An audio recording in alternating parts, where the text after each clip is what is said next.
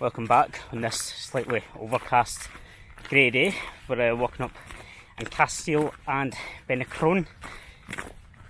Should be about 14k all in, with just over 1,000 metres of ascent, and so maybe about 6.5 hours depending on how much time we spend faffing about. It's been a pretty late start. I didn't start walking until about 10 to 4 in the afternoon, with the idea being on the hills for sunset. However, with the cloud being so grey and so thick just now, there's not going to be anything. There's pretty much no light as it is. Start of the hike's very straightforward. There's a new path now over the once upon a time mucky field. Follow that under the railway bridge and up to the bridge, which is now out of order, so a slight detour. Down to the left there's plenty of big bouldery sections that you can get over the water. Maybe a bit of an issue in the winter during heavier rainfall, but in the summer not really much of a problem at all, even with the dog. So due to the fact the sunset's not going to be there, and I've not got much interest in being in the hill any longer than I need to in the dark, we're just going to crack right on through and try and push this pace with what is a bag far too heavy full of camera equipment, but still. Working our way up the hill. We're about 300 metres roughly, and it's not really had any sort of a track. A couple of markings in the grass, we'll say, show you where you're going up. However, I have now just hit a point where it looks like the new track comes into view. I can only imagine if I kept going on the road, maybe a wee bit further up, I'd have gotten the turn off that would take me onto that path. Just something to keep a note if you're thinking about doing it yourself. But that's the thing with the hills, they're always changing, they're always putting in new paths and new routes. Maps get outdated, it just happens. It's not been a terrible off-road path anyway, bit swampy in some places, but it's been fine. So we'll just keep going. The sun's trying to break through the clouds a wee bit, but I can't see it really managing with too much success. So it's still aim to get up and down almost as quick as possible while still enjoying it. Very clearly not a new path.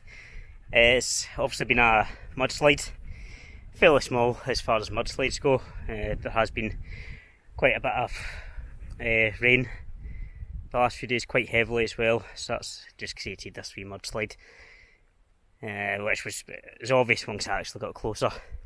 So don't carry on further up that road and look for the path, because you'll just keep going up the road. But that is a wee bit interesting anyway.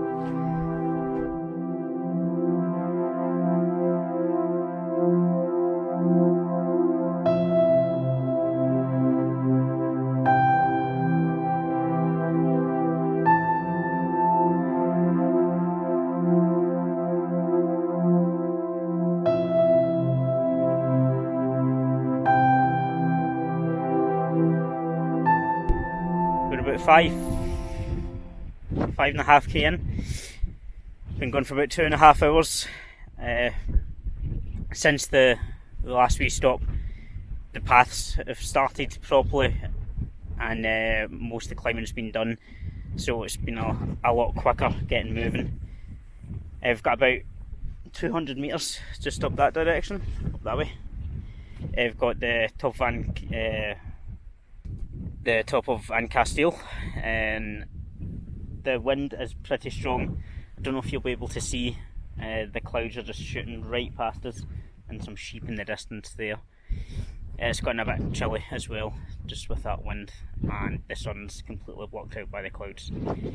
A not bad hike so far. It's not been the most picturesque, just with the low level clouds, can't really see too much in the distance. but it's been okay. It's been fine.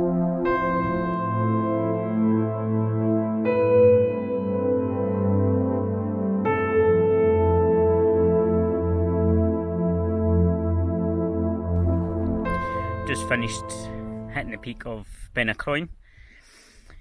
Descended a wee bit just to have a quick bite to eat because it was pretty windy up there. About 3 hours and 45 minutes it was just to hit the top. I'm about the 4 hour mark now after the wee bit of a descent.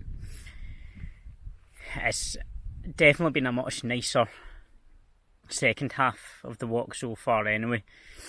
The ascent up to and Caisteal isn't the nicest. It's off-road, well, not off-road, there's no path, you're just trudging along sort of muddy grass that's pretty boggy, so it's not the most pleasant for walking on, and the views aren't great. I think even if you did have amazing weather, they're not the best, whereas the second half is a good, decent path you've got. There's great views. Even with the low cloud I've got, you've still got some really, really nice views.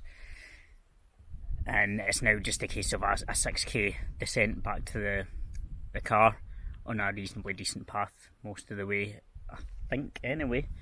So hopefully be able to get back to the car just as the light finishes disappearing. As I said, there's not going to be a sunset. There's a wee bit of nice light breaking through, but it's still too cloudy. Once that sun goes down, it's going to be overwhelmed by the clouds. It's still been a nice enough walk. Managed to keep the rain off, which I was happy. I thought I might have gotten caught in a wee bit of it. And it's been kind of nice having the cloud. As much as it's taken away the sunset, it's been a while since I've had a hike where it's not been baking hot, which is unusual in Scotland, but it's been a nice change anyway.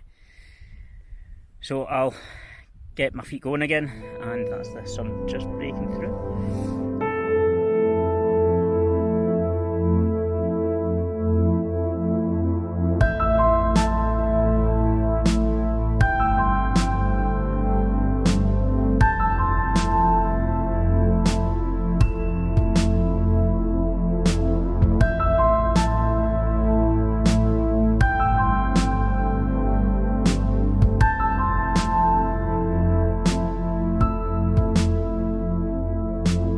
That's us finished the hike, back in the car. It's exactly 6 hours from setting off to sitting my butt down in the seat, which was fine. It did start to get a bit dark on the descent, which was also quite slippy, so I went in my butt quite a few times.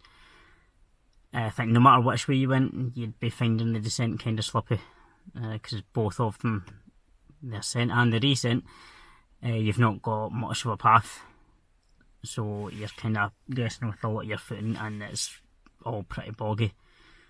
Definitely glad I done this one just at the end of summer, for all we did have a few heavy rainy days. I can't imagine how boggy that'll be come, middle of autumn, when we've had months of pretty much non-stop rain.